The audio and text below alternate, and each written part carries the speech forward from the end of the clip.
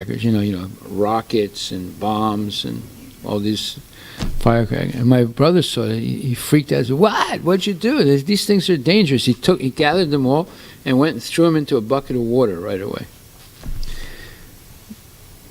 Actually, he was right, because every year when they have 4th of July, kids get hurt. Exploding firecrackers. Sometimes they go blind. Sometimes they die. Sometimes they get burned. They lose, an eye or a hand. These are explosives, right? And nowadays, you can get these big bombs, right? It's like, in fact, when the 4th of July is going on in some neighborhoods, it's like Vietnam, or Iraq, There's bombs going off everywhere, and then sometimes they set houses on fire, So my brother grabbed all the firecrackers and threw them into a big bucket of water, And one of my kids was really upset. I said, no. I told him, I said, look, he understands them better than you do. Or just like a car. When a 16-year-old kid gets his first car, he doesn't understand that a car is a killing instrument. Like when you drive a car, let's say you drive your car to the temple, you already killed several 100,000 living entities by driving a car. Did you know that? Yes? Huh? Whenever you drive a car, you're killing thousands and thousands of living entities. And you don't realize it. There's living entities everywhere, right? And the car is going, and in summertime you see it. Like if you drive your car on the highway in the summertime, when you get to the destination, there's stains of all the insects that flew into the car and got smashed, right? I don't know if you've ever seen that or not. And they're all dead insects all over the windshield and the hood of the car, and the front grille of the car. Well, those are the insects you can see, but there's also living entities you can't see. They're small. We're killing hundreds and thousands of them, and we are responsible for it, according to the laws of karma, unless you're driving the car for devotional service. If you're driving the car, let's say you go to see the movie to see, like Terminator 3, then you get the karma for all the hundreds of thousands of living entities you killed. But if you're driving the car to come to the temple, to come to Arti, and to, help clean the kitchen or something like that, then you're spared the karma, because Krishna promises that, he will protect you from all sinful reactions as long as you surrender to him. But if you're going for sense gratification, you get all that karma. Right. Now, the karma for killing a microscopic living entity is not as bad as killing a cow, but it's still karma, and there will be a reaction, some kind of reaction. Okay, so therefore the answer is, it's so a person is educated in two ways: educated in what not to do, and educated in what to do. Right? You need both. And therefore that's explained in Ishopanishad. Vidyam cha yastad vedo bayam saha avidyaya miritam tirtva vidyayam ritam asnate. That one should simultaneously cultivate knowledge of ignorance and knowledge of the Absolute, so that the ignorance does not become an obstacle for achieving the Absolute, or achieving the truth. So this is mantra number 11 of the Ishopanishad. Only one who can learn the process of ignorance and that of transcendental knowledge side by side can transcend the influence of repeated birth and death and enjoy the full blessings of immortality. The first time I read that, I said, why is he saying that? Why should we know anything about ignorance? Because when you go to school, someone will say, hey, Hari, smoking marijuana is cool. If you don't know anything about marijuana and you're getting this peer pressure from your friends. They say, "Oh, it's so cool, Hari. You want to be one of us, you got to smoke with us, you know." So if you don't know anything, then you might say, "Oh, okay, you know, I want to be one of the gang, you know, so let me smoke marijuana with you guys." The ability to say no means you're a person. If you can't say no, you're not a real person. You have to know when to say no, and to be a real person, you have to also know when to say yes. If someone says, "Hey, Huddy, let's sit down and chant 16 rounds together," you say, "No.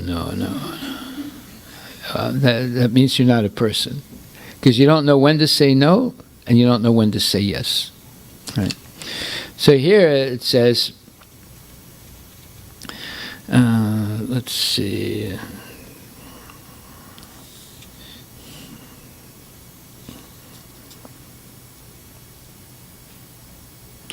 Sri Upanishad instructs us not to make one-sided attempts to win the struggle for existence.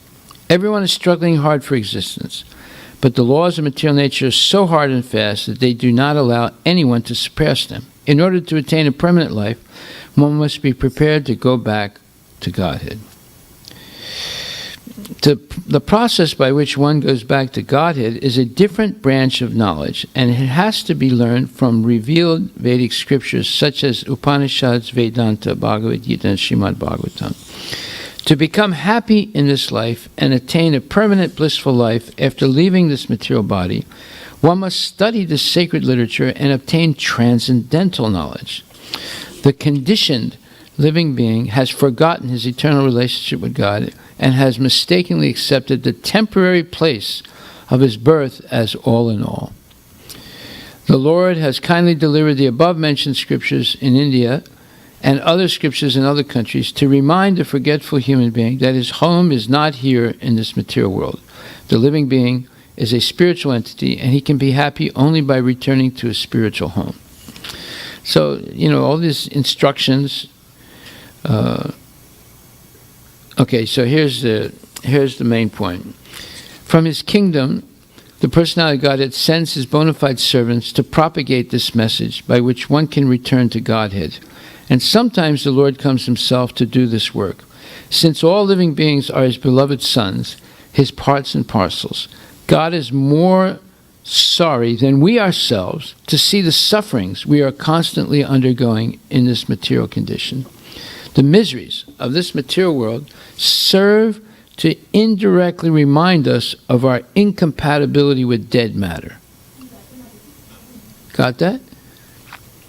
The miseries of this material world serve to indirectly remind us of our incompatibility with dead matter. Intelligent living entities generally take note of these reminders and engage themselves in the culture of vidya, or transcendental knowledge. Human life is the best opportunity for the culture of spiritual knowledge, and a human being who does not take advantage of this opportunity is called a Naradama, the lowest of human beings. So, the path of avidya, or advancement of material knowledge for sense gratification, is the path of repeated birth and death. As he exists spiritually, the living entity has no birth, no death. Birth and death apply to the outward covering of the spirit soul, the body. Death is compared to the taking off, and birth to the putting on of outward garments. Foolish human beings who are grossly absorbed in the culture of ignorance, avidya, do not mind this cruel process. Enamored with the beauty of the illusory energy, they undergo the same miseries repeatedly and do not learn any lessons from the laws of nature. So, we're learning about avidya to understand that it's not our nature. The materialists believe that it's just part of life. You just have to accept it. That is called ignorance. You don't have to accept suffering. You don't have to accept miseries. Those are simply messages to us that we've done something wrong. So you have to understand how to accept it. You accept it as a message. Just like if let's say your dad has a paddle, right? You know what a paddle is, right?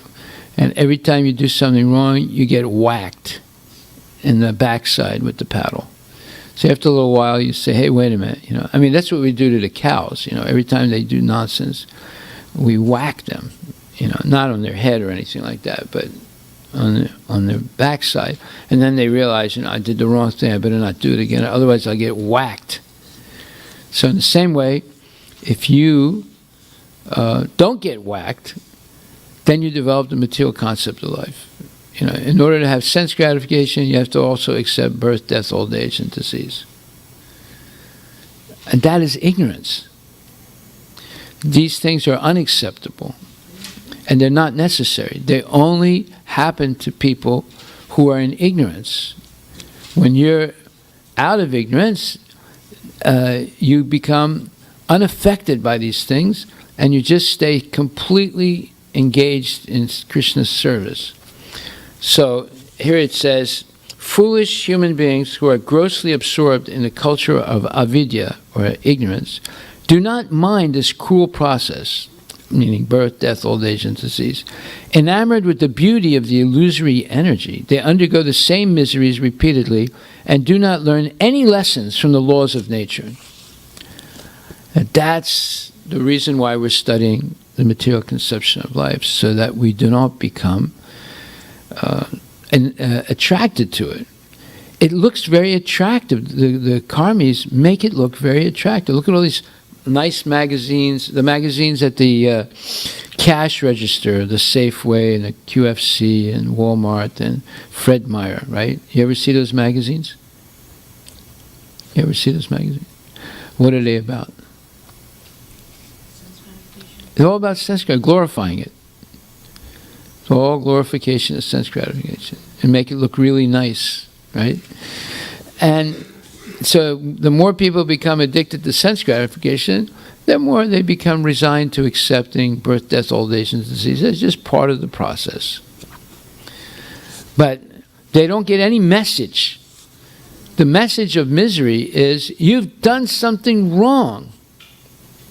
And therefore, you got to figure out what it is that you did wrong, or what it is that we did wrong, to be able to be subject to this type of misery. And then you correct yourself when you figure out what was wrong. And you figure it out by reading Bhagavad Gita and Krishna's words. Then he says, therefore the culture of vidya, or transcendental knowledge, is essential for the human being. Sense enjoyment in the diseased material condition must be restricted as far as possible. Unrestricted sense enjoyment in his bodily condition is the path of ignorance and death. The living entities are not without spiritual senses. Every living being in his original spiritual form has all the senses, which are now materially manifested, being covered by the material body and mind. The activities of the material senses are perverted reflections of the activities of the original spiritual senses. In his diseased condition, the spirit soul engages in material activities under the material covering. Real sense enjoyment is possible only when the disease of materialism is removed. In our pure spiritual form, free from all material contamination, real enjoyment of the senses is possible. Now, Prabhupada is introducing the concept of real sense enjoyment, just like we had in my classes during the week. One of the homework was to explain the difference between gross sense gratification and appropriate sense gratification. Anyone know the difference? Yes. Gross sense gratification is when you're doing something for yourself. Yes. Whereas appropriate sense gratification is, you may be doing sense gratification, but it's for Krishna or good feeling. Wrong. You're close, but you messed the words up. Okay, appropriate sense gratification is like this. You see a nice flower, and you think, oh, Krishna will enjoy this flower. So you pick it, but you don't smell it. And you don't try and enjoy it. You go through the trouble of taking it to the temple, offering it to Krishna. And if Krishna wants, he'll offer it back to you. Then you can smell it. So that smelling the fragrance of the flower after it's been offered to Krishna. That is a type of sense gratification, but it's appropriate. Yes.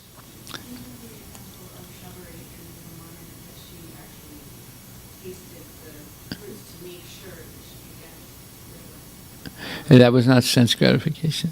I'm saying that's Yeah. not sense gratification. Yeah, no, but that's an exceptional thing because she's in an elevated state of love for Krishna. Well, I guess what I'm saying is that she used her senses, not necessarily to gratify herself, but to make sure she had to use them.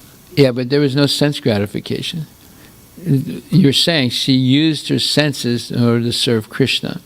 Therefore, there was no sense gratification involved.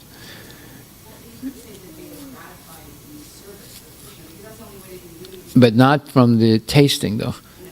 You see my point? That's a special case, a highly special case. It's because of extreme love for the Lord. She, wanted to make sure that every fruit that she offered the Lord was perfect. Yeah. And the same with Goda Devi or Andal in South India. She would make garlands for Ranganath, but sometimes she would put them on her neck to make sure they were the right length. Right? And her father saw this, and he was the head pujari. He became extremely angry, took that garland and threw it in the trash. He says, "Get rid of this now and make another one." So when he took the other one to Ranganath, to put it on the deity, when he was going to put it on the deity, Ranganath refused it. The deity spoke to him and said, "I don't want that garland. I want the other one that you threw in the trash." The father was shocked, and he's the pujari, right, head pujari. He goes back, and then he realized that his daughter is not an ordinary person, that she has some special intimate relationship with the deity. And he had to bring the other garland back and put it on Ranganath. He refused to take the second one. And then after that, they arranged the marriage of his daughter, she was only like 12 or 13 years old, to Ranganath. And after the marriage, she disappeared into the body of Ranganath. She's one of the greatest saints. She's an Alvar, the only female Alvar. And she was in a special state of, let's call it, pure love of the deity. But if you take the flower, or if you make an offering for the Lord, and you prepare it with love and devotion, you offer it to the Lord, and then the Lord offers it back to you, when you're tasting that prasadam, that is spiritual sense gratification. It's not gross sense gratification anymore. But if you taste it in a way of lusting for it, in other words, overeating and so forth, then it becomes gross sense gratification again, even though it's prasadam, because you're abusing it, let's say. But if you, like when Lord Chaitanya's devotees would have a feast with the Lord present, every time they take a morsel of food, they would say Hare Krishna, right? So it sounded like there was a kirtan going on during prasadam. They go, Hare Krishna, and then the other one, Hare Krishna. So that they were chanting Hare Krishna all the time. But they were respecting the prasadam. So there is such a thing as appropriate, or let's say spiritual sense gratification. Prabhupada mentions it here in the Ishopanishad, in this verse.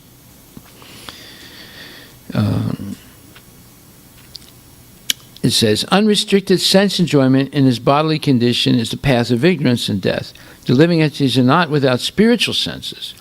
Every living being in his original spiritual form has all the senses, which are now materially manifested, being covered by the material body and mind. The activities of the material senses are perverted reflections of the activities of the original spiritual senses. In his diseased condition, the spirit soul engages in material activities under the material covering. Real sense enjoyment is possible only when the disease of materialism is removed. In our pure spiritual form, free from all material contamination, real enjoyment of the senses is possible. Well, okay, so. Well, you see, when there's a serious question, it requires, serious thought. And You can research it some more. You know, the example of Sabri is a great example, but she had, you know, she was in the bhava, love for the Lord. Yeah. I guess what I meant is that we shouldn't offer things, just like you're talking about the flower. Yeah. When we pick a flower, we don't know whether it has a smell. We can smell it to see, because we're not supposed to offer flowers maybe that don't have a smell. Well, the smell of the flowers is coming with the air and the wind. So if you're in a field of lavender flowers, you smell the lavender flowers, right? If you're in a field of fragrant roses, you'll smell the roses, right? I see your point. I see what you're saying. Sometimes devotees will go into like a garden or something like that. I can't smell because they're not offering to Krishna. So Yeah. I guess No, you can't be fanatic. I agree with you. Anyway, that's the idea. I mean, Krishna is in our heart. He knows what our motivation is.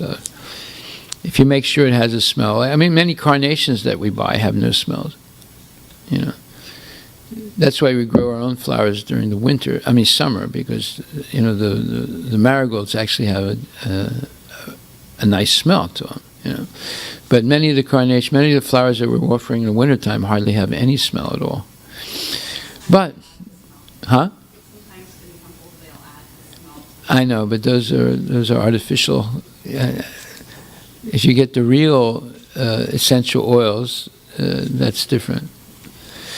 Okay, so anyway, this was Bhagavad Ishopanishad 11th mantra that explains that one should cultivate simultaneously vidya and avidya. Okay, so to quickly look at what we discussed last week, if you look at your notes, there was a definition of illusion in the bodily concept, that is, believe something is true when it was never true at any time, such as believing I am the body as the real identity of a human being, when it is never true at all. So that's what an illusion is. And then we were talking about the soul.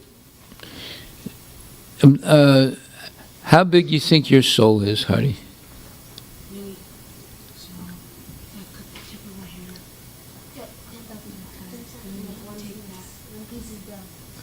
Well, it's less than, I mean, you can't even see it with a microscope.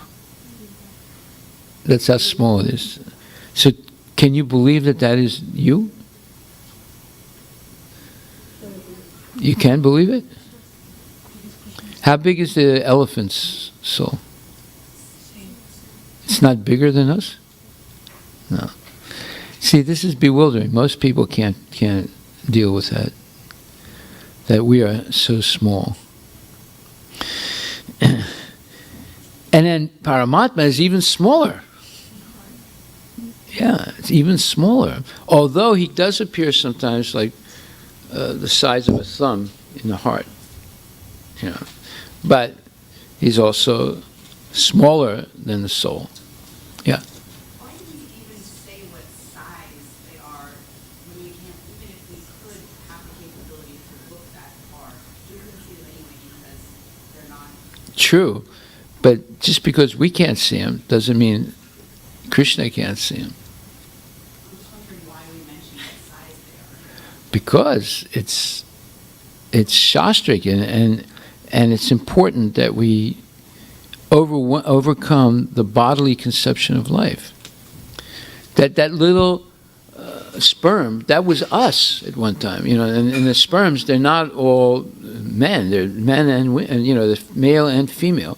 And that was us, you know, like a little fish. And it's microscopic; you can't even see it with a microscope, right? I mean, you can't see it with the raw eye. You only see it with a microscope. And so we don't have a clear idea of the soul. And that just because you can't see it doesn't mean it doesn't exist. And just because we can't see it doesn't mean someone else can't see it. Right? Just like two people are out in the sun. One is blind and one has eyes. They can see. And the one who can see said, "Oh, the sun is so beautiful today." And the guy who's blind said, "I don't believe it because I can't see it."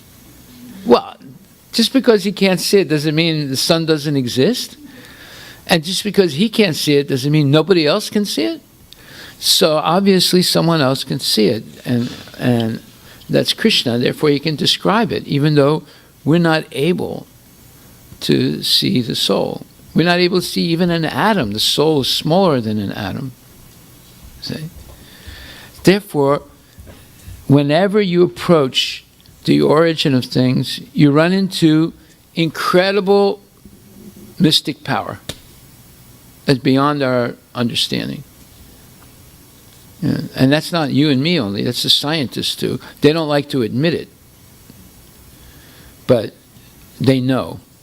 And they see, and every time they make a new discovery, they realize there's hundreds of more things they have to learn. That's only the beginning of a new, channel of knowledge. So, okay. So then we also discussed how Krishna is present in every atom of the universe. This explains why everything works and everything is self-sustaining.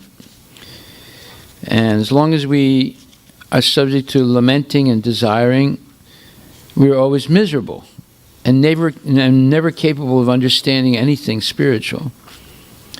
As long as we have these feelings in our heart of lamentation and desire, sochiti and kankshati. And one has to rise above these two conditions to understand what's going on in life. And then we were all in the spiritual world, but look at your notes. We were all in the spiritual world. But some living entities chose to separate themselves from Krishna due to their desire to dominate and enjoy material nature, independent of Krishna.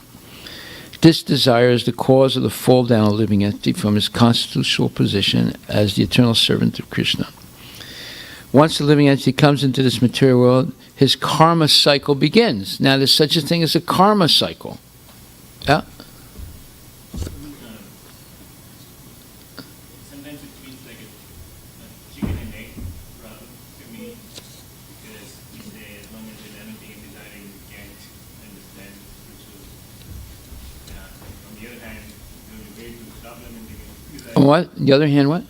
To stop lamenting and desiring seems like the way to engage in devotional service. So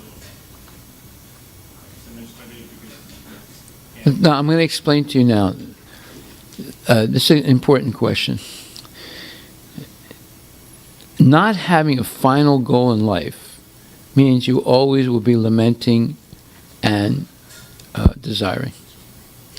If you voluntarily choose that your real goal in life is to develop love for Krishna, go back to Godhead, that erases all dualities and all of these fluctuations between desire and lamentation. It eliminates it.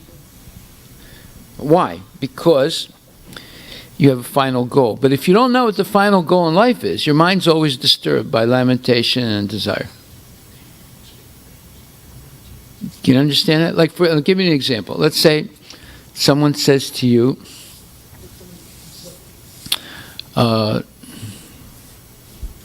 you should, America's a terrible place. You should go back to India. Okay, so, and the person gives you 10,000 reasons why America is a bad place. And every one of them is valid. Every one is valid. So you feel overwhelmed. So maybe he's right,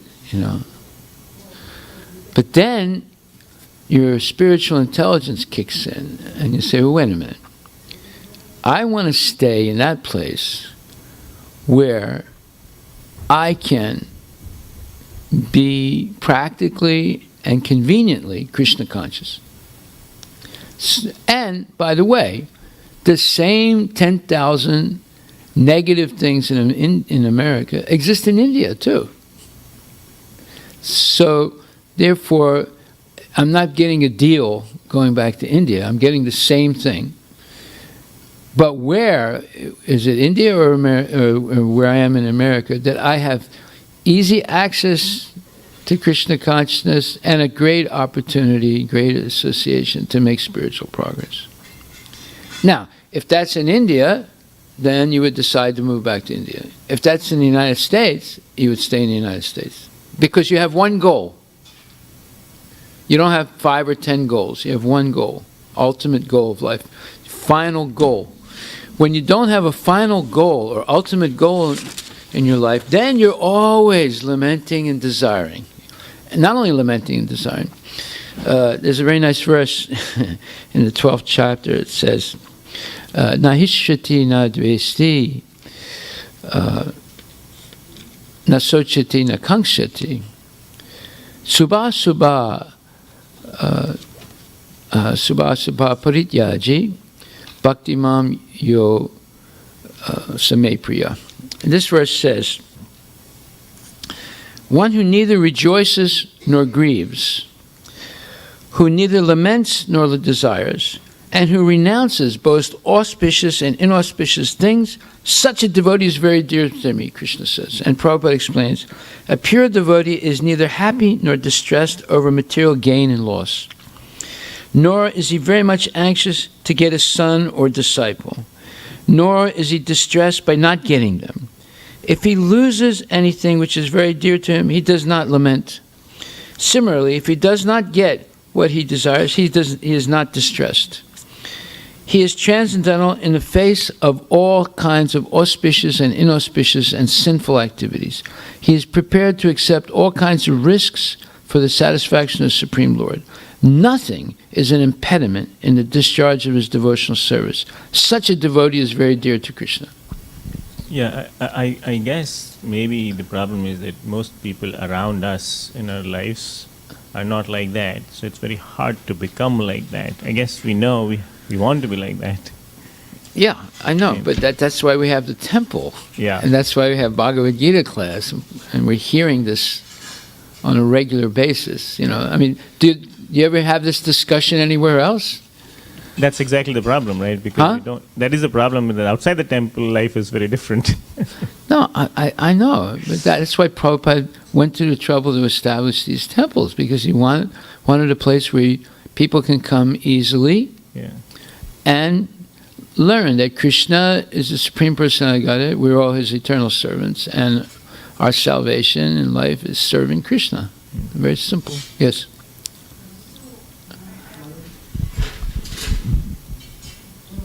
No, it's being recorded, so they can't hear you. So if, as you say, we have one goal, and to go back to Godhead. No, to develop love for Krishna, not to go back to Godhead. Well, Godhead is also in our mind in that we're with Krishna, right? Yeah, okay.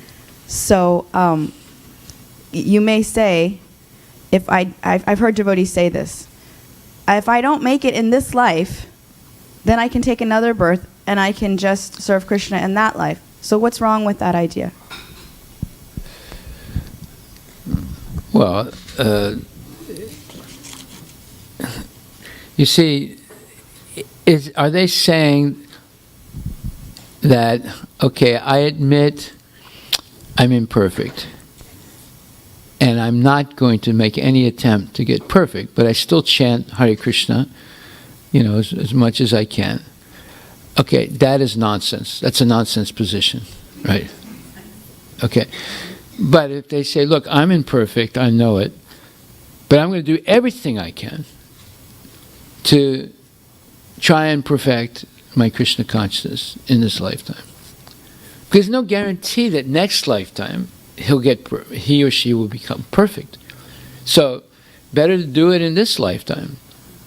You see, we already have passed hundreds and thousands of lifetimes being imperfect.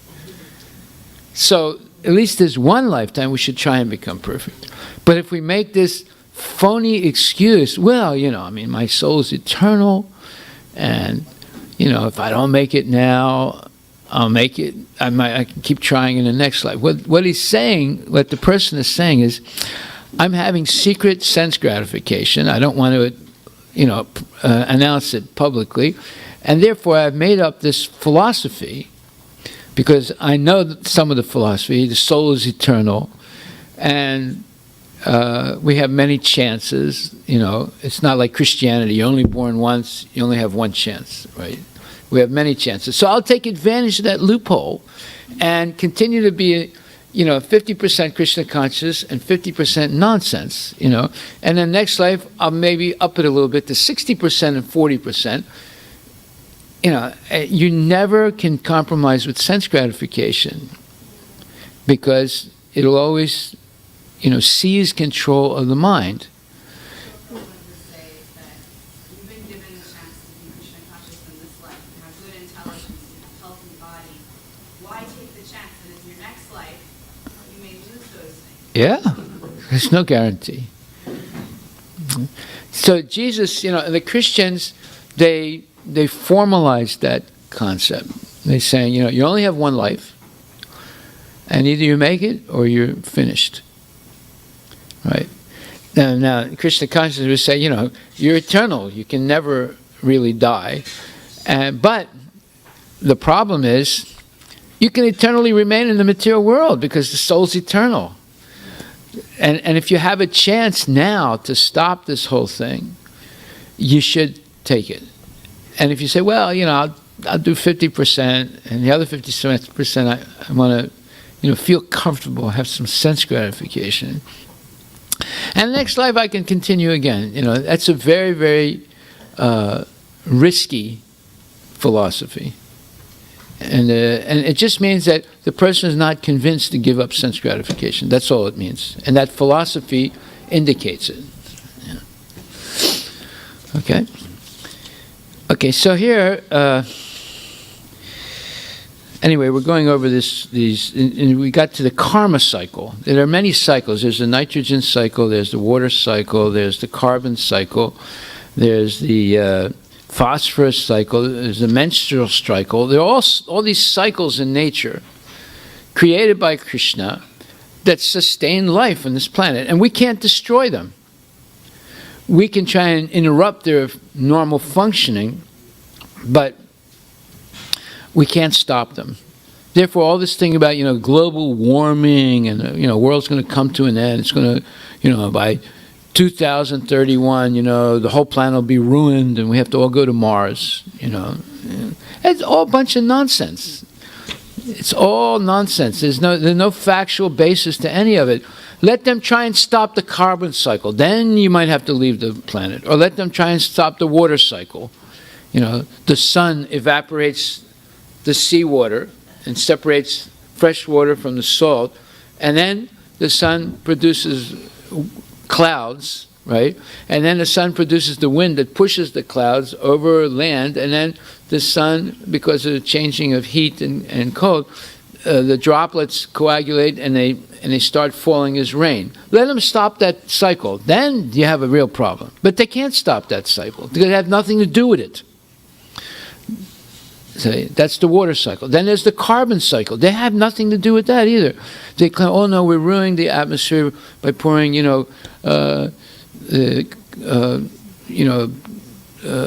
carbon fuels, and in the air and this and that. Yeah, those are contaminants, but nature can take care of it. It has a self-sustaining process called the carbon cycle to take care of that. You can't interrupt it. You can try and disrupt it somewhat, but the only thing you disrupt is your own life, not the cycle itself. The only thing you can destroy is whatever man has created, like houses and pipes and irrigation systems and cities. Those things can be destroyed by man, but you cannot destroy the cycles established by Krishna, and being maintained by Krishna. So, and then there's the karma cycle. This is the cycle we should really study, because this is directly pertinent to us. The carbon cycle is pertinent to nature. The karma cycle is pertinent to us. And unless we know how to break out of the karma cycle, we will stay eternally in the material world and suffer. Okay. So then we discussed chapter 13, verse 23. And then we got to the point of talking about the art of work. Yoga Karma Sukoshalam, chapter 2, verse 50, and then chapter 4, verse 39. Okay. And then we came to Louis Pasteur, who proved that life comes from life. All right? That was what you brought up? Yeah. Well, look at it now, because I corrected it and put in an illustration of his experiment. We're not going to go over it now. You can read it on your own. This proves that life comes from life. It does not come from dead chemicals. And he proved it in 1850. Over 170 years ago, he proved that life comes from life, and still the dumbheads are saying that life comes from dead chemicals and matter. Hare Krishna.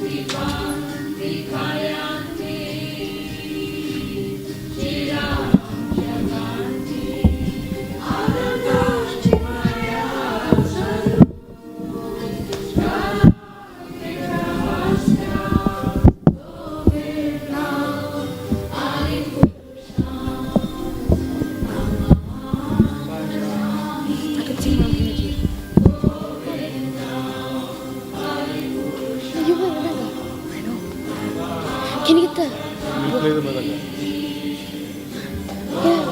folding?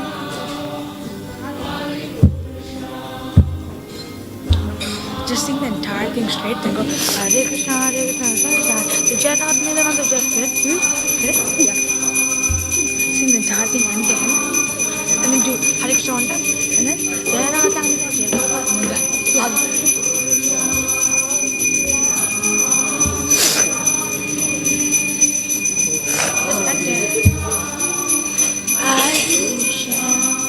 At least until Prabhuji does the Chamana thing, you keep singing Hare. You finish this, and then you keep singing Hare Krishna until he does. This is the second one. I know, but very less. Yeah. Until he's on Chamana. Or should I go fast? Some should I go fast?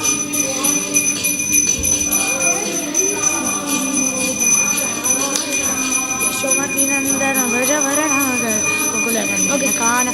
Keep doing Hare Krishna until he's about to finish Chamana. I know. Not can't.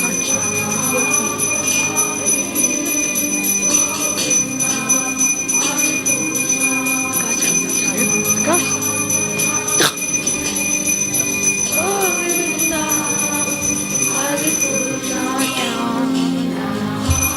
Hey, pick it up. Pick it up. Calm down.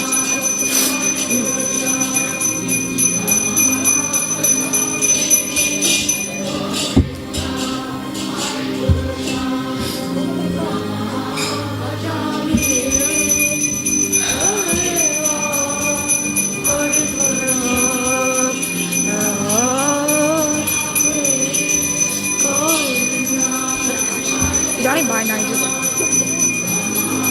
Why did you come now? Why did you come now? Take darshan. There's no rule like it.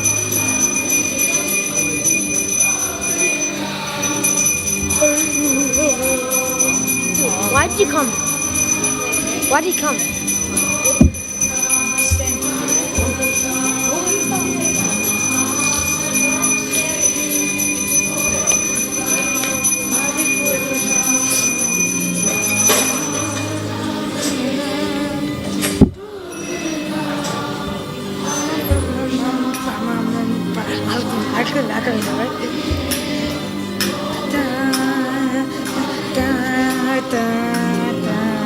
Sounds good, right?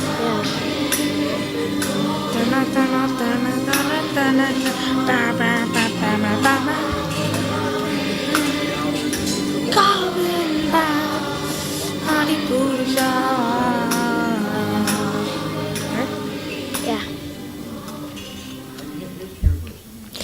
Yashomati नंदन ब्रजोबर नागर गोकुल रंजन काना यशोमती नंदन ब्रजोबर नागर गोकुल रंजन काना यशोमती नंदन ब्रजोबर नागर गोकुल रंजन काना यशोमती नंदन ब्रजोबर नागर गोकुल रंजन काना गोपी परन धन मदन मनोहरा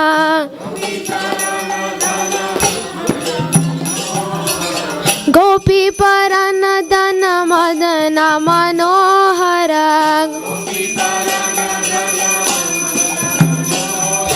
कालिया धमन विदाना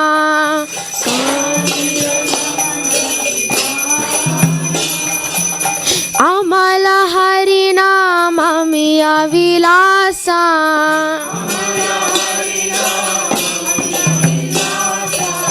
अमल हरि नाम मिया विलासा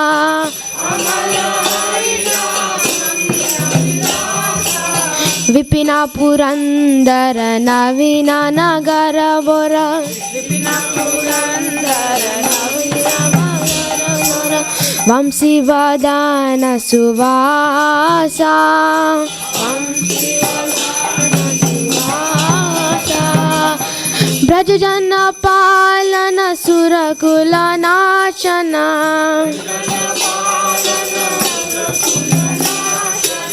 नंद गोधन रखवाला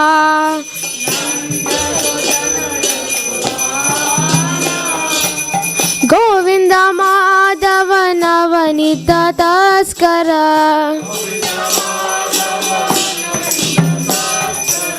सुंदर नंद गोपाला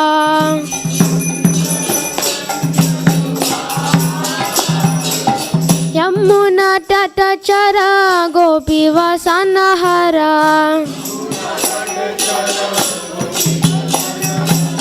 रस रसिका कृपा मोया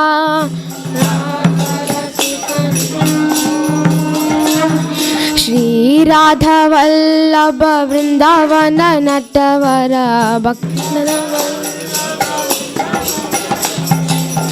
भक्ति विनोदाश्राय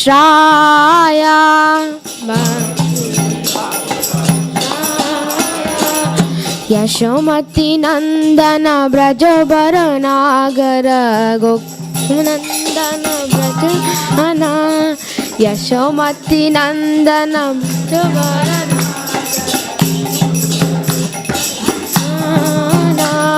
हरे Krishna Krishna Krishna Hare Hare Hare Ram Ram Ram Hare Hare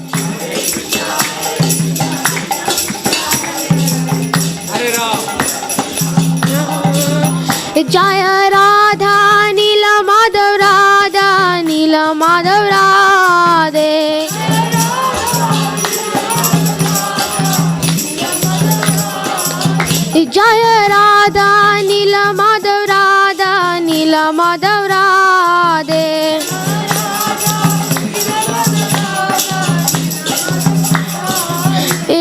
Prabhupada, Prabhupada, Prabhupada, Jaya Prabhupada. Prabhupada, Jaya Nittai Gaura Hari Bol, Hari Bol, Hari Bol, Nittai Gaura Hari Bol. Gurudev, Gurudev.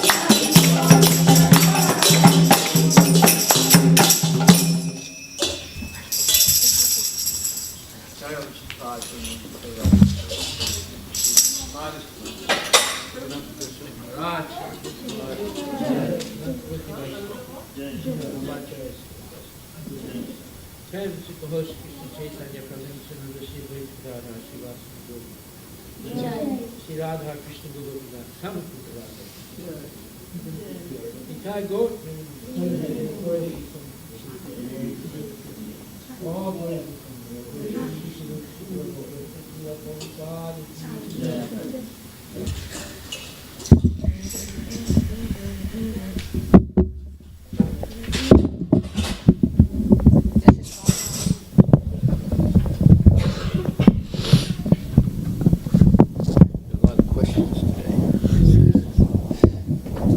So, answered from 11th mantra of the Upanishad, and then the 12th chapter, verse number 17.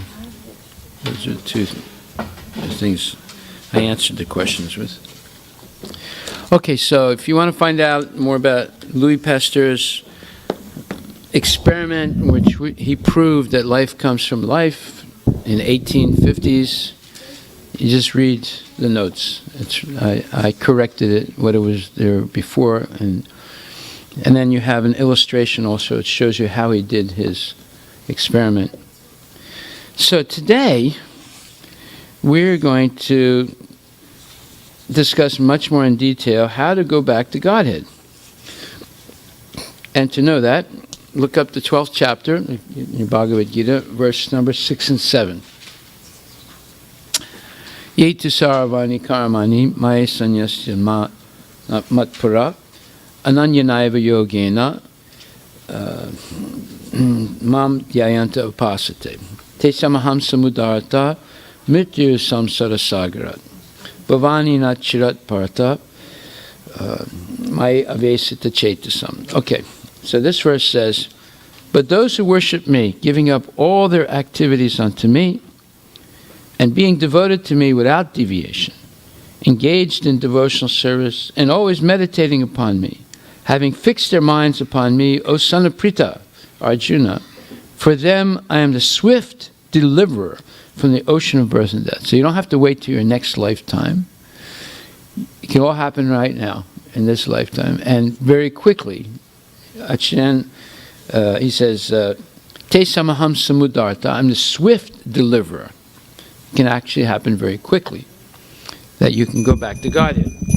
Now, going back to Godhead doesn't mean you sort of sprout some wings and fly up into the sky. Jai Shri Radha Nilamadave Ki Jai. Namo Vishnu Padaya Krishna.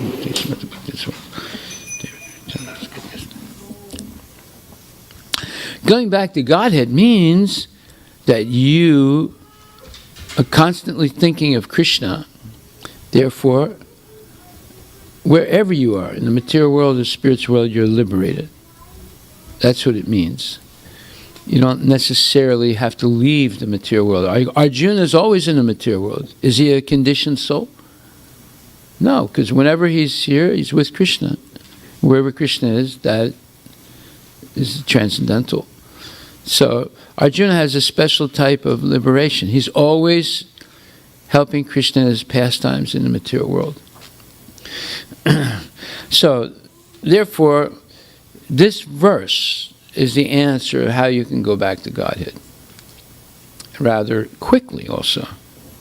So let's read the purport. Let's see, who would like to read? Raise your hand if you want to read 12th chapter, 6th and 7th verse, purport. Who wants to read? Okay, Pravalika Dasi. Pravalika Dasi, yeah. Go ahead. There's no Huh? 12th chapter, 6th and 7th verse.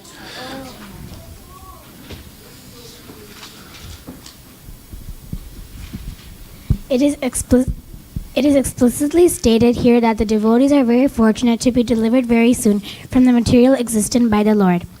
In pure devotional service, one comes to the realization that God is great and that the individual soul is subordinate to Him.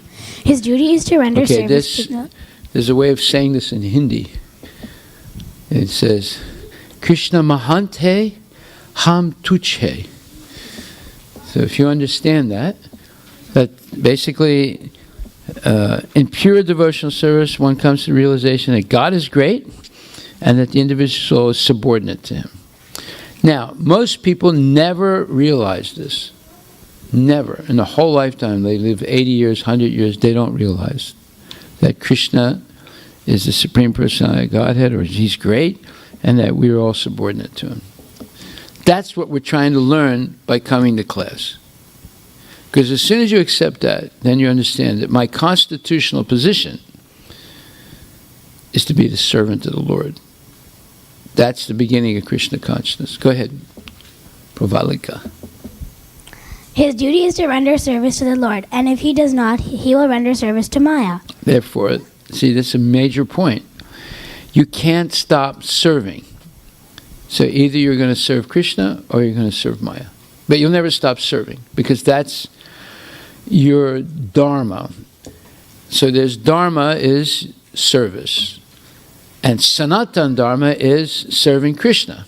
So when you're serving your country, you're serving your family, you're serving your dog, you're serving your neighbors, you're serving your Cub Scout group or Girl Scout group, or you're serving, I don't know, your company.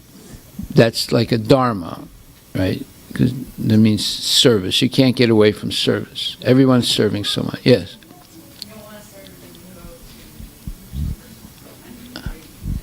I didn't hear you. If you don't want to serve, you can go to the impersonal Brahman and you can just be at peace with everything and have no emotion, have no connection. No, then you're serving your own lust. Yeah, that's right. You're serving your own lust for, let's say, your own comfort, right? It has nothing to do with serving Krishna, but it's still a service. You're serving yourself. Yeah. No one can stop serving. That's in the 3rd chapter of Bhagavad Gita, where it says, 3rd chapter, 4th verse, it says, Nahi kashit sanam api.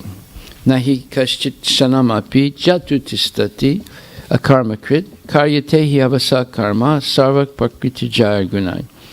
Everyone is forced to act helplessly according to the qualities he or she has acquired from the modes of material nature. Therefore, no one can refrain from doing something, not even for a moment. And Prabhupada says, it is not a question of embodied life, but it is the nature of the soul to always be active. It's the nature of the soul. Without the presence of the spirit soul, the material body cannot move. The body is only a dead vehicle to be worked by the spirit soul, which is always active and cannot stop even for a moment. So every one of us is, as Hari might say, a busy bee. You know what a busy bee is? You don't know? Busy bees are working all summer long, right? Collecting pollen, right? So all of us are busy bees, either doing Krishna service or doing nonsense. But we're always busy. Would you agree to that? Yeah. Do you know anyone who's always doing nonsense, Prabhu? What? You know anyone who's always doing nonsense? Yes, exactly right. You know any devotees that are always doing nonsense? No. Huh? No? Okay. Okay. So go ahead. So in other words, his duty is to render service to the Lord, and if he does not, then he will render service to Maya. So therefore, it means you're always going to be serving someone in life. And if you have no one to serve, you get a dog, and you serve the dog or the cat. So go ahead, Prabhalika. As stated before, the Supreme Lord can be appreciated only by his devotional service. Therefore, one should be fully devoted. One should fix his mind fully on Krishna in order to achieve him. One should work only for Krishna. It does not matter in what kind of work one engages, but what work should be done only for But Krishna. that work. But that work should be done only for Krishna. Now, you see, what he just said here is that if you want to catch Krishna's attention, then you should engage in his service. Just like, let's say Prabhalika is Krishna. She's not, but let's suppose that she is, right? Now, Prabhalika, there are two people in your life. One always wants to serve you, and one always wants to ignore you. Which one would you like? The first one. Yeah, right? Now you know something about Krishna. If you want to please Krishna, if you want to come close to Krishna, if you want to come close to God, what should you do? Ignore him? No, you should serve him, right? That's why we have Krishna here, right? Now, when you take a real interest in serving Krishna, then he takes a real interest in you. Or if you take a real interest in hearing about Krishna, he takes a real interest in you. But if you ignore him every day, then is he going to take an interest in you? No, you're just like everybody else, like all the other people doing nonsense in the street, as Prabhu said. So if you want to catch Krishna's attention, just like Hanuman caught Rama's attention, how did he do that? Yeah. Hanuman always, he showed selflessness. He always worked for the benefit of others. No, Hanuman found Sita. Don't just say anything that, a general statement. It was something specific. He went and found Sita. And Rama said, no one has ever served me like this before, Hanuman. I feel completely indebted to you. Ask me for any benediction, I'll give it to you. And what did Hanuman say? He said, give me a planet, or make me the head of Amazon, or something like that. What did he say? Loving what? No, he didn't say that. He said,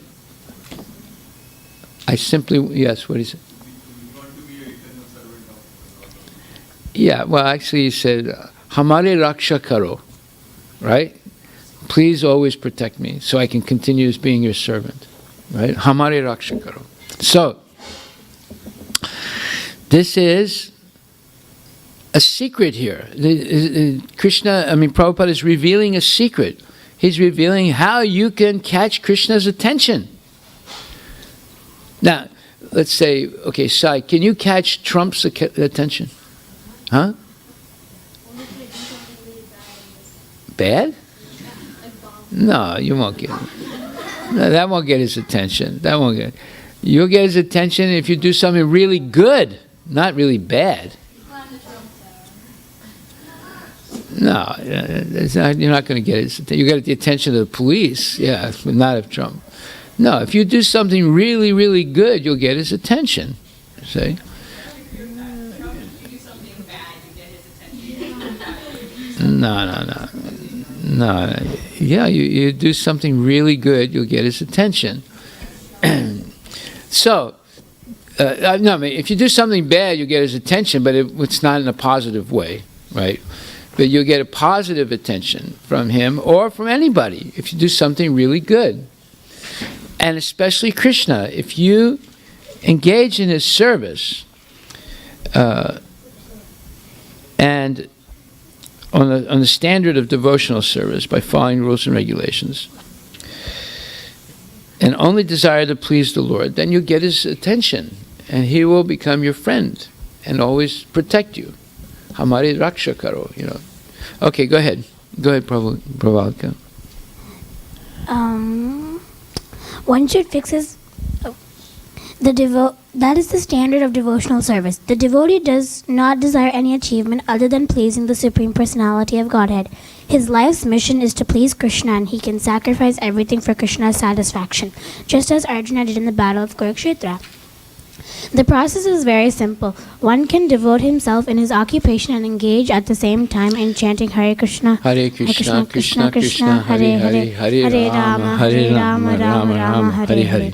Such transcendental chanting attracts the devotee to the personality of Godhead. Okay, now what does that mean? Such transcendental, there's something strange about this sentence. Such transcendental chanting attracts the devotee to the Supreme Personality of Godhead. What's strange about the construction of that sentence? Krishna too, it's... Okay. At least you're honest. That's important. Can anyone say what's strange about the construction of that sentence? Huh? No. If you say it's transitive, explain what you mean by transitive. It means is a transitive verb or an intransitive verb?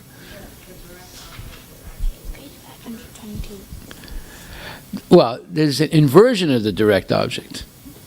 Normally you would say, such transcendental chanting attracts Krishna to the devotee. But what does it say here? Attracts the devotee to Krishna. There's something strange about that statement. Actually, it's not strange, it's the truth. The more we chant, the more we become attracted to Krishna. Huh? They're both true, yes, but Krishna's already attracted to us, right? He came to this world. He spoke the Bhagavad Gita. He came again as Lord Chaitanya. He sent Srila Prabhupada and the Vaishnava Acharyas, right? So he's done way more than we've done. Way, way more. To try and attract us. The problem is we're not attracted. So here's the chance to become attracted to Krishna. How do you do that? Krishna too? No. Yeah, that, but what happens when you come to the temple? Anything else? Anything else? Huh? You do what? You what do you do a lot more? Yeah, but no, you chant Hare Krishna. Don't you chant, wait a minute, it must be that when you come to the temple you don't chant Hare Krishna. Is that true of Krishna too? Huh? Sometimes, okay. Well, we should chant all the time, at least in the temple, Hare Krishna. Because what happens when you chant Hare Krishna? You become attracted to Krishna. Krishna's already attracted to us. By the way, Krishna's in our heart, right? How much closer can he be to us? No one is as close to us as Krishna, right? Is that right, Hari? What did I just say? What did I say? Blah, blah, blah, blah, blah, blah, blah, blah, blah, blah. Huh? Is that what I said? What did I just say? How come you can't say what I just said? You weren't listening. But you were right here, though. But you weren't listening. That's why I say that if you chant Hare Krishna, you'll be attracted to Krishna. You'll be attracted to hearing about Krishna, right? But if you do nonsense, what will happen? No, you lose your attraction to Krishna. Yeah, yes? I just want to make the point that you're making a really good statement that just coming to the temple and just verbalizing, that's a start. But it has to be more than that. You're absorbing your mind. So when you're doing service, you're thinking of Krishna. When you're chanting Hare Krishna, of course, when you're chanting Hare Krishna, that's a much easier way to be thinking of Krishna, right? When you're washing dishes or when you're cleaning the floor, sometimes we don't think of Krishna. But when we're chanting, we're supposed to be talking to Krishna, just like when I'm talking to you. I'm looking at you. I'm thinking of you. So the same is with Krishna. When we're chanting, we're calling out to Krishna. We're trying to have a conversation with Krishna. Yeah, such transcendental chanting attracts the devotee to the personality of Godhead. See, this is a strange construction of a sentence, and he did it on purpose. There's a difference between Krishna. Krishna's already attracted to us. He's doing everything for us. We're not attracted to him. That's the problem. Therefore, we don't listen in the class, Prabhulika, right? We don't listen in the class. We're in the temple, but we're not in the temple. Right? So we have to learn to become conscious with our mind and intelligence fixed on the Lord. Okay, so next. Go ahead, Pravalika.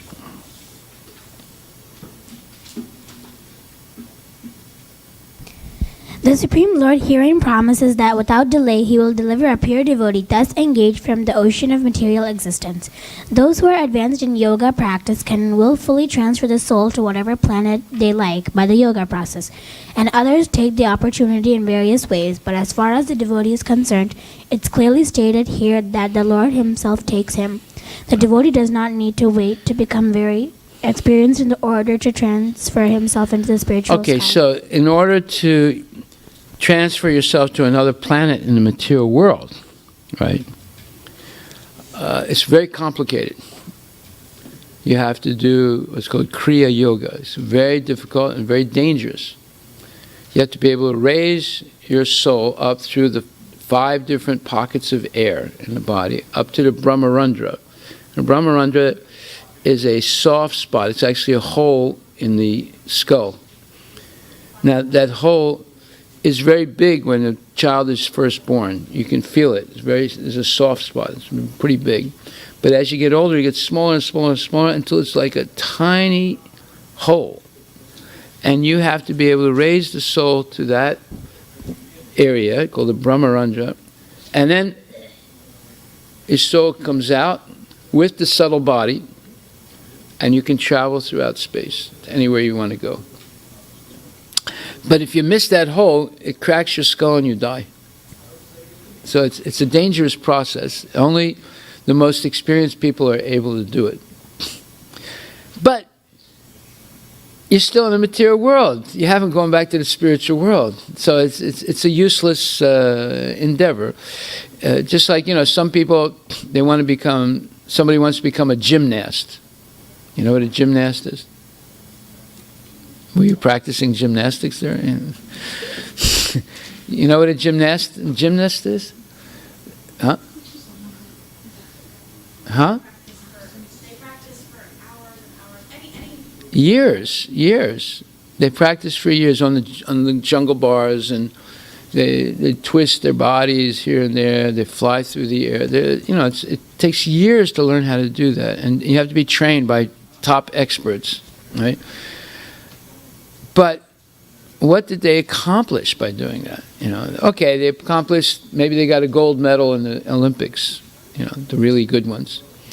And it's exciting to watch them, flying through the air and doing twists and all different things.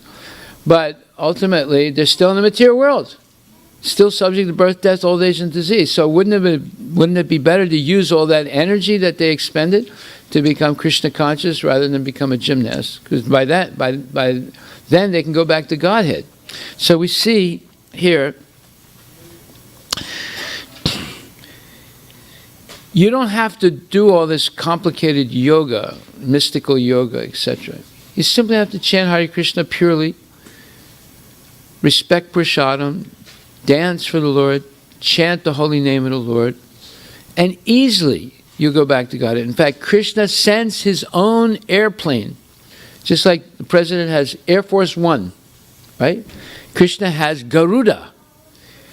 You'll see in the next part of this purport, he sends Garuda to fetch you, to take you back to Godhead. And Garuda, it doesn't take 40 million light years to go through the universe. In 1 second, he passes the 40 million light years, and you're back to Godhead. If you tried to do it on your own, you'd never make it. No, you never make it. But and what Prabhupada is saying here is it's very easy to do this. We don't understand how easy it actually is to go back to Godhead. And it's fun. Susukam kartam avyayam. It's fun. But we're so twisted by attachment to temporary, sordid sense gratification that we have no taste for it. No taste at all. So we're trying to develop the taste. Just like someone tries to develop a taste for beer and whiskey and wine. Is it easy to do that? No, it's difficult. You give a little kid some whiskey, they'll spit it out and say, "Oh, you tried to kill me, it's burning my throat." It's not nice. Or you give them a cigarette, they inhale, "You're trying to kill me, I'm gasping," right? To get used to inhaling a cigarette and drinking whiskey and wine and beer is a difficult process. It's not easy. Once you get hooked on it, then it's hard to stop. But the more you're hooked on it, the more you're approaching death. So it's not that it makes you healthy, right? So these things are difficult, but to chant Hare Krishna and to dance in the kirtan and to have nice prasadam and to hear Bhagavad Gita, which gives you direct perception.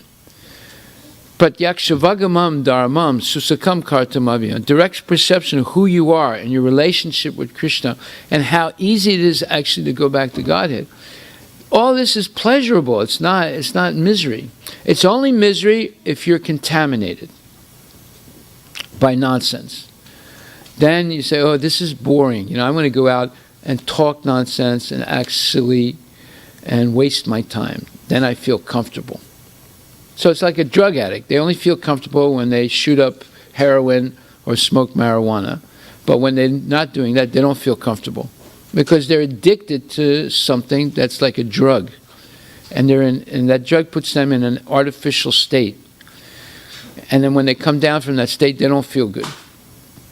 Whereas the devotee feels better and better by chanting, dancing, preaching, learning, serving, etc. Okay, so continue reading.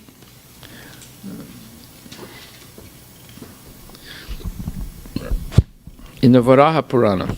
In the Varaha Purana, this verse appears.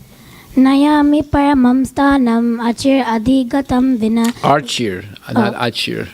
Archir adhigatam vina garda skandam aropya yatecham anivartita. The purport of this verse is that a devotee does not need to practice Ashtanga yoga in order to transfer. Ashtanga yoga is mystic yoga, by which you learn how to fly through the air and things like that. Go ahead. Okay. In order to transfer his soul to the spiritual planets, the responsibility is taken by the Supreme Lord himself. He clearly states that he himself becomes a deliverer. A child is completely cared for by his parents, and thus his position is secure. Similarly, a devotee does not need to endeavor to transfer himself by yoga practice to other planets. Rather, the Supreme Lord, by his great mercy, comes at once, riding on his bird carrier Garuda, and at once delivers the devotee from material existence. Although a man who has fallen in the ocean may struggle very hard and may be very expert in swimming, he cannot save himself. But if someone comes and picks him up from the water, he can easily be rescued. Similarly, the Lord picks up the devotee from this material existence. One simply has to practice the easy process of Krishna consciousness and fully engage himself in devotional service. Any intelligent man should always prefer the process of devotional service to all other paths. So, you see, he's saying it's easy, it's quick, you don't really have to do all this complicated yoga.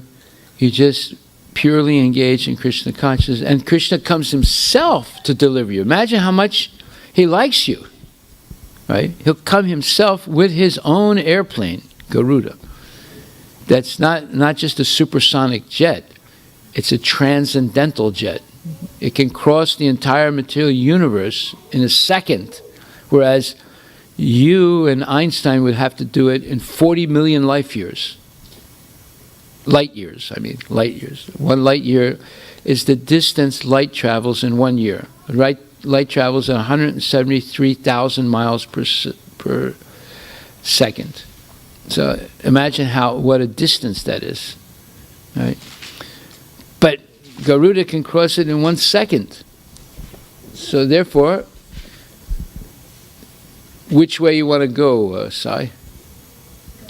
Haribol. Yeah. Okay, go ahead.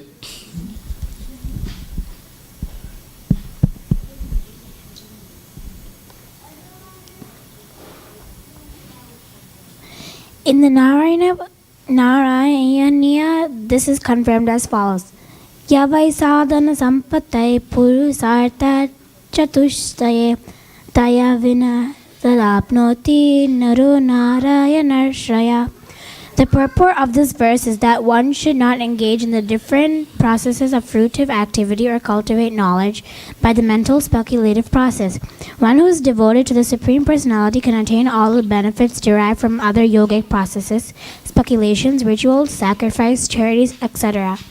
That is the specific benediction of devotional service, simply by chanting the holy name of Krishna. Hare Krishna, Hare Krishna, Krishna Krishna, Hare Hare, Hare Rama, Rama Rama, Hare Hare. A devotee of the Lord can approach the supreme destination easily and happily, but this destination cannot be approached by any other processes of religion. The conclusion of the Bhagavad Gita is stated in the 18th chapter. Sarva dharman parityaja mamekam sharanam vraja aham tvam sarva papebhyo mokshayishyami ma sucha.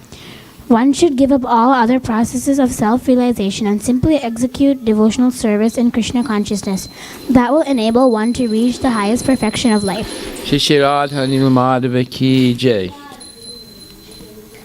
There is no need for one to consider the sinful activities of his past life because the Supreme Lord fully takes charge of him. Therefore, one should not futilely try to deliver himself in spiritual realization. Let everyone take shelter of the Supreme Omnipotent Godhead. Omnipotent Godhead, Krishna. That is the highest perfection of life. Hari Bol. So now you know how easy it is. Huh, Hari? Is it easier than going to school?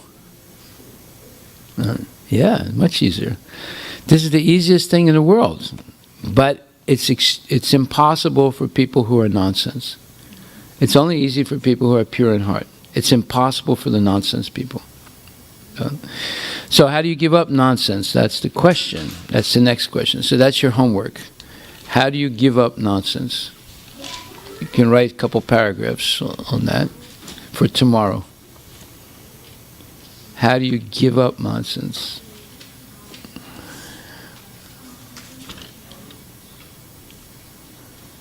You can also write, how do you advance in nonsense? That's another topic. You surround yourself with gadgets like Xboxes and all those things, and you advance in nonsense.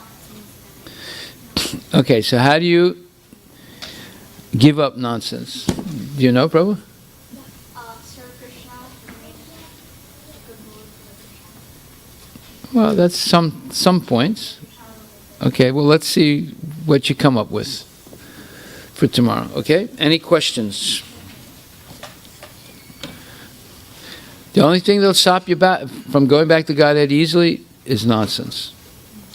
So you have to know, not only doing the right thing, you have to know how to avoid doing the bad thing. Yes? We read in 12th chapter, 6th and 7th verse, one should fix his mind fully on Krishna in order to achieve it. Yes. So even I try, even in whole day, even not less than 1% we are trying to fix, his mind is getting fixed on Krishna. But most of the time, 99% it's not fixed. Well, you have a long way to go. So you're not, at least you know what you have to do. Right?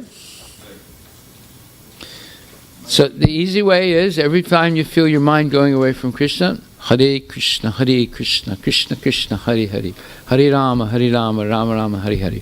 Shri Krishna Chaitanya Prabhu Nityananda, Shri Advaita Gadadhar, Shri Vasadi Gaur Bhaktivinoda. Chant the Panchatattva mantra and then chant Hare Krishna. And you'll see it works every time. Your mind will come back. Yes, Advait.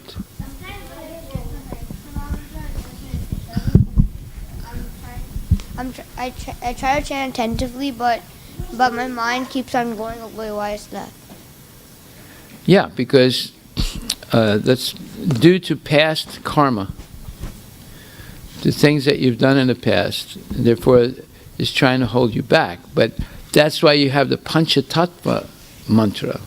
Jaya Shri Krishna Chaitanya, Prabhu Nityananda, Shri Advaita Gadadhar, Shri Vasadi Gaur Bhaktivinoda. See, you can commit offenses against the holy name of Krishna, against, while you're chanting Hare Krishna, by being inattentive. But you can't commit any offense by chanting the Panchatattva mantra. Lord Chaitanya does not accept any offense. So when you feel as if you're being offensive by inattentiveness, chanting Hare Krishna, then you switch over to Jai Shri Krishna Chaitanya Prabhu Nityananda Shri Advaita Gadadhar Shivasadi Gaur Bhaktivinoda, and then you start again. Hare Krishna, Krishna Krishna, Hare Hare, Hare Ram, Ram Ram, Hare Hare. How's that sound? That's good, Prabhuji. Okay. You can't commit an offense against the Panchatattva mantra. The Lord Chaitanya never looked at the offenses of the living entities. That's why he agreed to say Jai and Vijay and many others. Yeah.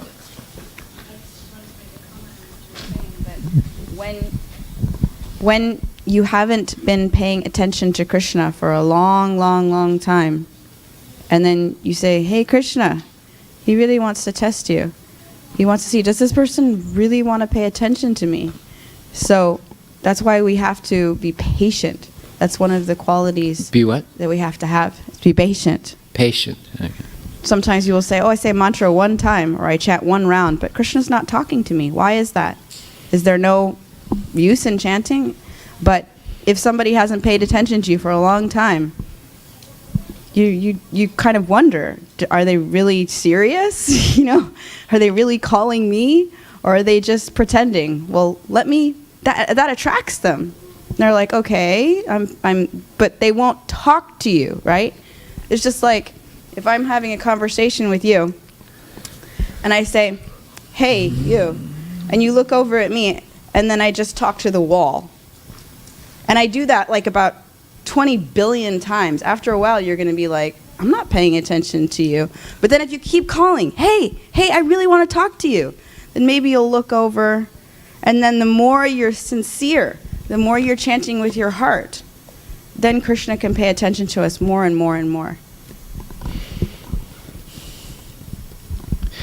Okay, so here in the previous purport it says, a person in Krishna consciousness engages in devotional service simply by the guidance of the bona fide spiritual master, simply by offering regulative obeisances unto the deity, simply by hearing the glories of the Lord, and simply by eating the remnants of foodstuffs offered to the Lord.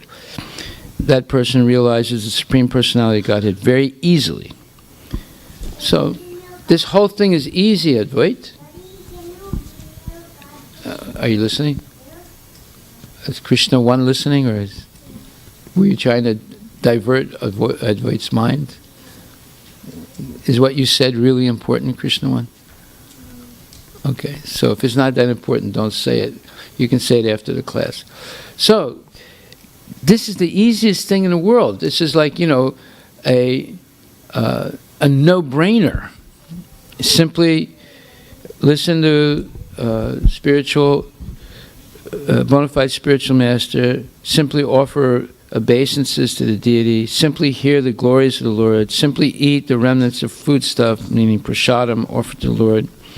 Then you very easily realize the Lord. So basically it's just four things.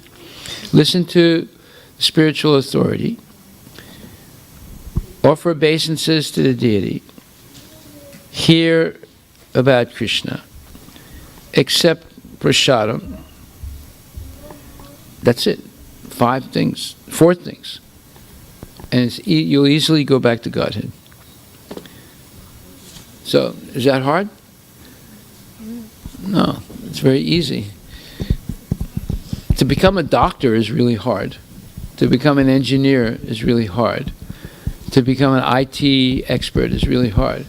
To become Krishna conscious is very easy, because everything you do is actually fun, unless you've been contaminated by nonsense. Then it's like misery to do these things. Therefore,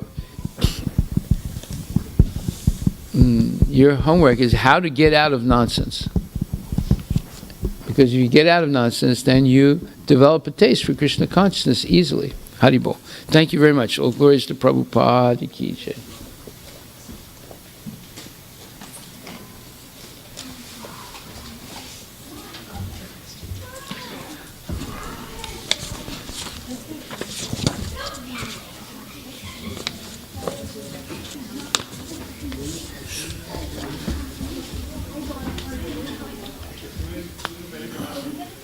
Don't do that. You go downstairs.